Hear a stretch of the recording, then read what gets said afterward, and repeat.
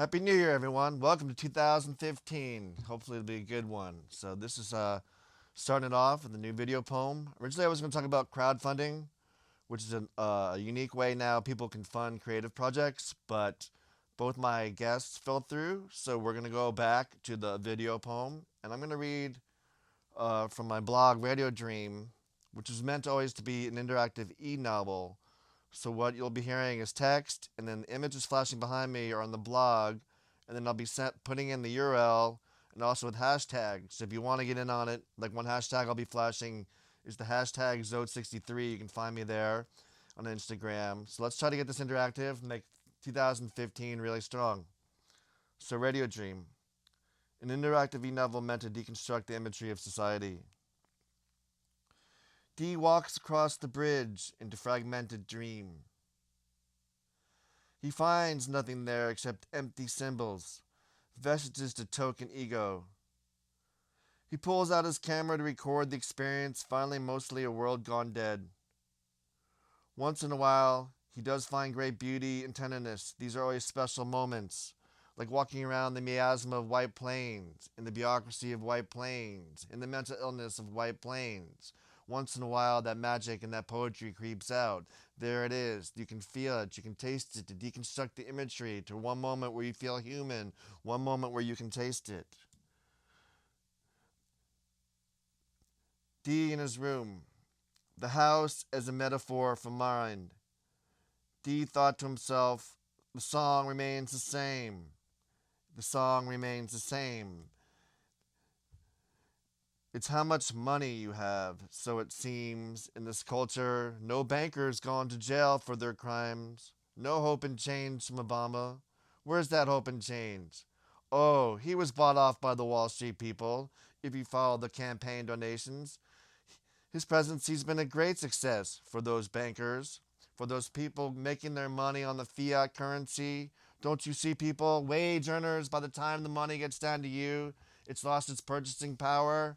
It's who gets the money first, who gets the cut. Dee in his room, thinking about this. The song remains the same. I think this now is my 15th year going on in White Plains community media. Dreaming in the media, trying for community, going for connection, going for expression. Illusions bound. Some asshole wrote on the Facebook wall, we want all government out of our lives. The Democrats will have playback in November, as if Republicans don't drink mightily the government trough. Dee didn't even bother to respond. It would take too much energy. The kids had moved on to their Instagram world. Remember, Zode63 on Instagram. You can find me there, the hashtag. Their Instagram world, while their parents gorged themselves on leverage and free money in the form of quantitative easing. Here in the East, nobody cared about the carnage in Iraq or Afghanistan. As long as you were getting yours, everything was fine. Dee felt like getting buzzed, but he held off from it. He wanted to get some work done. It was all about the work. 15 years here now. You can go to videopoem.tv. You can go to the thing. You can go to it. Okay, let's take a break. Hold.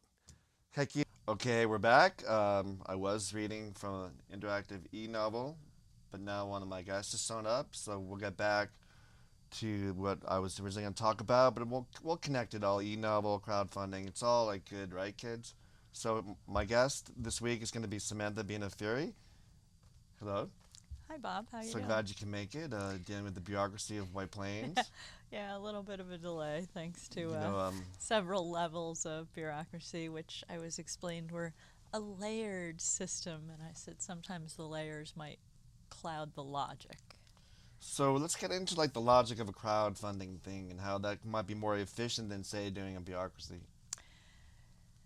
I think that people get steeped in this mire of forms and applications and having to go to meetings when it comes right down to it, you can speak to people more readily on a personal basis. And if you can explain your goal, and that's what social media has allowed us, I think that you're able to make much more of an impact to them individually if you can explain your mission from your heart. Now, can you explain to the audience, first of all, the platform you're using, which is GoFundMe, Mm-hmm. the project, and how they can find it? So, because then we want to educate people, like, it's not so much about doing large contributions, it's about harnessing the power of the network. So if we can get many, many, many people doing small contributions, then you've got the power to raise intense amounts of capital.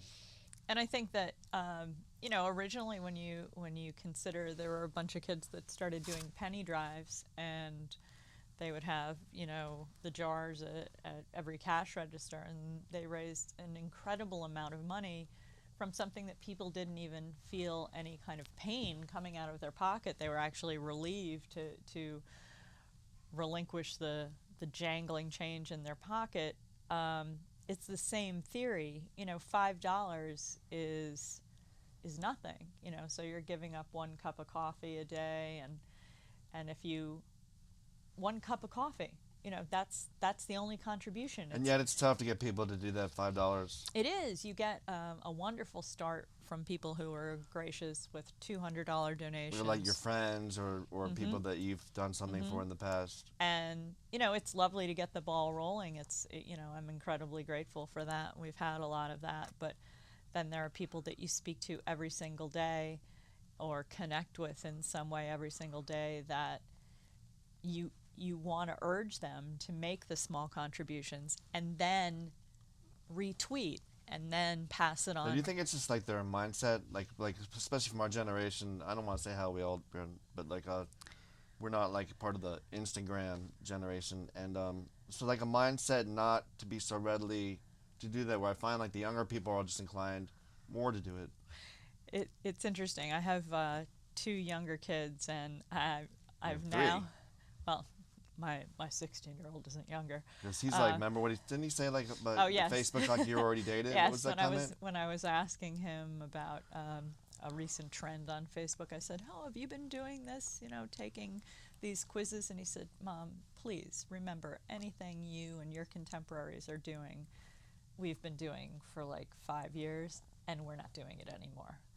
I said, "Okay, so that's fine." That I realize that my coolness factor has diminished greatly as my age has increased greatly. But my littler ones now do what we called chain letters as kids, and they email or tweet chain letters to one another, or Instagram chain letters to one another. And my youngest still has this sense of nervousness that if she doesn't complete the task, something foreboding and horrible is coming her way.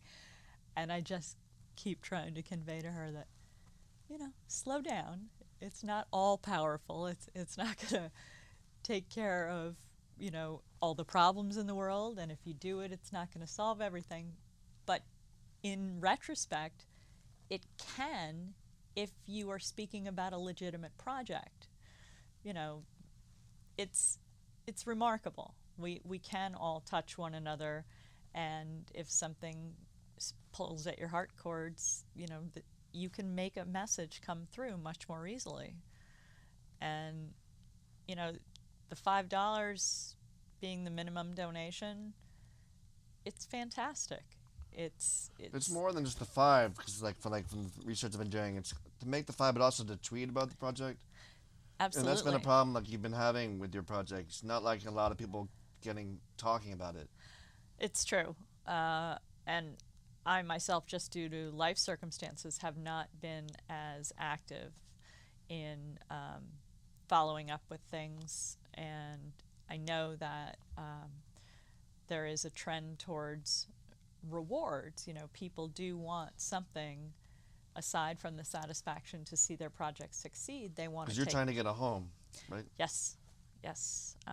So if they contribute, will you cook them a meal or something? They can come over if you get that house? Absolutely, or well, Samantha's better a yet, really, really fine cook. It's been run a catering business in the past, and so it's be more than worth the $5 to come over and eat. My goal is to have a big housewarming party and invite everybody who wants to make it. Well, even that Lewin company, he'll have to be chained up. Actually, he might be a sideshow. There'll be entertainment. Well, the Freak Horror Show's in right now, so Yes, exactly. You want to give people a little bit of everything, right? Yeah, yeah, we can have our own variety of freak show, but it may only have one act. But anyway, it's entertainment and in itself a reward. And I've even seen situations where people are releasing a deep, dark secret for every donation. And, you know, if you are opening up yourself to people and asking them to contribute to you, you should offer something in return.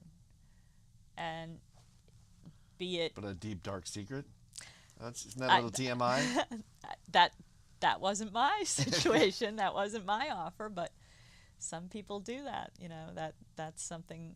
Maybe it's cathartic for them. I'm not sure, but people feed on secrets. People feed on information. People feed on gossip, and Harvey Levin could probably have a great fundraiser with TMZ every night. Oh, yeah. But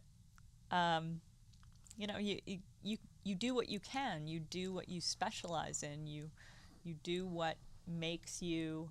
Well, isn't like a lot of like the GoFundMe projects are for people they've found themselves in a unique situation, like you found yourself homeless. Yeah, I mean. There's other people have had medical issues, and it's like a new concept of like raising money. It's not like initially some people think it's a scam. It's not. It's like harnessing the power of a network to deal with the situation that you've arrived in. And you had mentioned earlier that somebody was trying to buy land in Spain because they were unable to afford land in England, where that was their original home, and their reward was to let people come visit. And they get a picture there. And yeah, they could come take a picture. You'd hope it would be more than a picture, because I guess they could always do a postcard backdrop and insert visitors hopefully it's not someone here. like Dennis contributing and then having someone like that show up.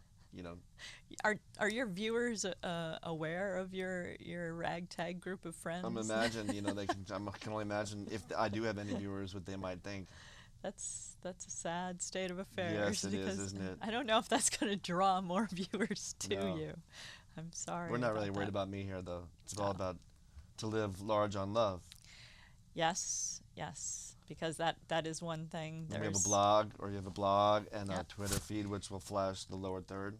Yes. And we contribute. Everyone get involved on this. Even if you don't contribute the money, repeat it. This woman, she needs a home. Help her get a home. 2015, roof over her head. Well, and the interesting premise is that it's also tied into what's very popular right now, which is, or I shouldn't say popular, but in the news a lot, is the tiny house movement that we as a country have moved away from the McMansions. And because it's not sustainable anymore. No, and people realize that they're working to maintain a house rather than working to have a life. Well, it also goes in the concept too, like the America was founded on perpetual growth, and that growth is now come down because there's only a finite amount of resources, space, and so talk a little bit about how that tiny house really maximizes space. It's really Samantha has a great Pinterest board, like a lot of this illustration, and we'll flash that so you can look at it. A lot of the design practices are based on Asian practices. The Japanese, like when they would take boxes and put them together to form staircases, but the boxes were actually storage. Right, I've seen that. You've shown me some of those examples. And there is no wasted space. That you leave open the studs in a wall, and that becomes your shelf for all of your spices or all of your jars or anything narrow, your toiletries in your bathroom cabinet, because none of these things require a great deal of space. So you're making use of everything. And also the remarkable thing is a lot of the tiny residences, tiny actually is considered under 500 square feet, where small homes are under 800 square feet. And there are some houses that are even under 200 square feet, and they've been able to go around the zoning laws, because many towns have a minimum square footage, but what they're doing is making them mobile. and putting them on the backs of trailers, and so they can actually put them in their neighbor's backyard for a small fee. And a lot of them are designed to be off-grid, where they're collecting gray water and powered by solar, and they're environmentally. What's that, Homes for Habitat or something, where you can buy them pre-made? Oh yeah, Habitat. Yeah, they're that's my next road trip if I get one. There in Maryland, and what they did was they went to a small resort community called Blue Moon Rising, and it was a man-made lake that was previously a mine, and they filled it in and made this lovely lake. And then the area around it, all of these houses are 250 square feet, 300 square feet. Some of them they've even designed are ADA certified, so they're designed for Americans with disabilities. So the showers are accessed, the ramps are there. There's so it's not a matter of impossible for everyone. It's very possible for people. Now, what are the ones that you can you can order them or something? Yeah, you can order them, and they actually make them indoors. And so this is like under like $50K, right? Yeah, I think they, obviously based on what your budget is. So like in Westchester, you could conceivably find some land for $30,000 and then plop. If you're lucky, there's some parcels for under 30, but a lot of times people don't want to go into parceling off, say, 5 or 6 acre properties. But anything is possible. You and I have seen properties that are sitting waiting for something just like this, and to create small home communities. They've definitely started doing it in the South, and not to disparage. In the South, why do you think it started there? I think because their building season is longer. Okay, that would make sense. And you've always been able to continue building far longer than in the Northeast, where snow and freezing cold, because it changes the temperature of lumber. So that's what is also solved with building indoors, which is why modular construction became kind of a big popular event. Now they're doing smaller modular constructions, but they're built within a building in order that you don't have to worry about timber warping or coming to temperature and shrinkage of the timber, so that you end up with a loose house, when those are problems that you may arise with what they call a stick-built home. Some of these can go on a slab foundation, but you still have to do site clearance, and there's Board of Health regulations for sizing and septic and that kind of thing. And then there are some people that have even gone so far as to having composting toilets, which may be a little more rough than I would like, but we know people who live that way all year long. Oh, yeah. on very, very prestigious lakes in the northern Westchester area. Yeah, there you go. But we so won't again, name can names. you tell people, because we're almost getting near the end, how they can find your project? It's Little House to Live Large on Love, and it's in GoFundMe, and I hope that they'll take a look. Also, I think if people put in your name, Samantha J. Bina Fury, it'll come up. Yeah, or you can find me on Facebook, Samantha J. Albina. My old initials from my youth, because of course we all know everybody from our youth is on Facebook. So thank you for listening, Bob. Thank you for coming on.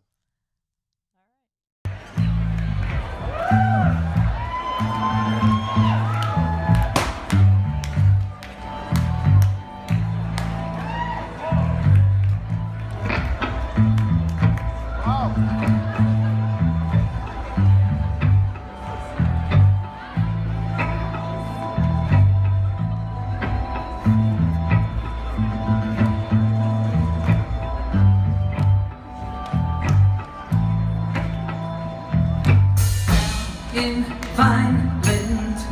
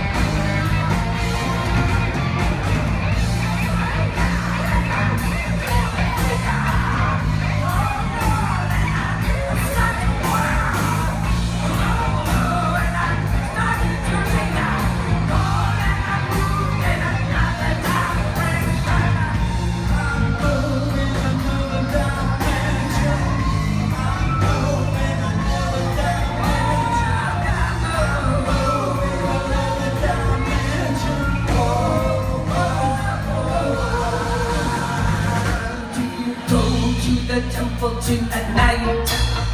Oh no, I don't think so. No, do not go to the palace with me, Maria. Oh no, I don't believe so. No, you offer me book of gold. Oh, soon still the black nose coming in on the inside of your head. The temple looks just like the inside of the brain of any one man. And it's just so I pay I went another dimension, another dimension, another dimension.